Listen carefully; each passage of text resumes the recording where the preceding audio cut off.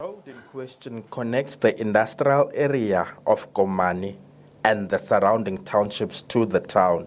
The municipality says the value of the tender is justified and it includes expenses such as consulting fees. The road needs to be built from scratch due to its condition. It's not an exaggerated amount, it's a justified amount considering the age of the road, considering the fact that even on the basis of our geotechnical assessment report that we have done, there are challenges underneath the layers of the road, so we need to reconstruct it altogether because this is a very old road of more than 30 years. The municipality maintains that it followed due processes in awarding the tender, but not all the stakeholders agree.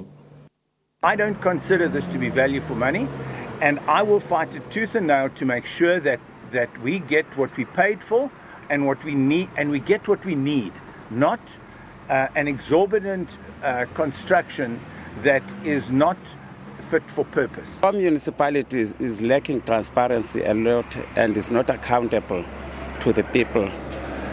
They do as they wish. For an example, there was no advertisement made for these tenders. We only saw companies working, and we don't know how the appointment is done. The investigation into the infamous Lesotho Sports Ground has also been concluded. The Cooperative Governance Department says it will be made available to the public in due course. Abongile Yankees, SABC News, Komani. Let's now take a look back at what's making news headlines this evening. Political parties react to President Cyril Ramaphosa's State of the Nation address delivered last night in Cape Town. 32 years ago today, the late former president Nelson Mandela was released from prison. And the World Health Organization Director General Dr. Tedros Ghebreyesus is due to meet with President Cyril Ramaphosa tonight. In your sport, a legendary sports commentator has been laid to rest as friends and family say goodbye to Dumile Mateza. What stood out for you in President Ramaphosa's State of the Nation address last night? You can send us your comments to #FullView. Let's take a look at some of your comments. Council Mateja says the fact that government under Ramaphosa is not responsible for the creation of jobs, the private sector is responsible. That got me very worried. ANC members must be shaken by this. I mean, is this their conference resolution, or they are hearing this for the first time?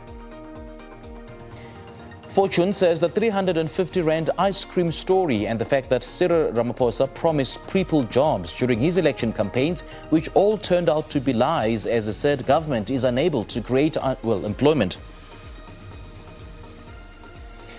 Prodigal Seth says the entrepreneur in Soweto who saved up the 350 Rand grant for 7 months in 2021 without eating and then started an ice cream shop which later hired 4 people, that really stood out for me.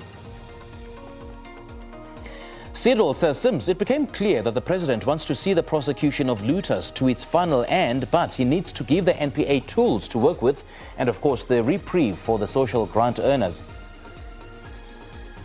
Andile says his pure lies and government incompetence stood out for me, especially when he announced that there will be investigation for state capture after the commission has spent billions.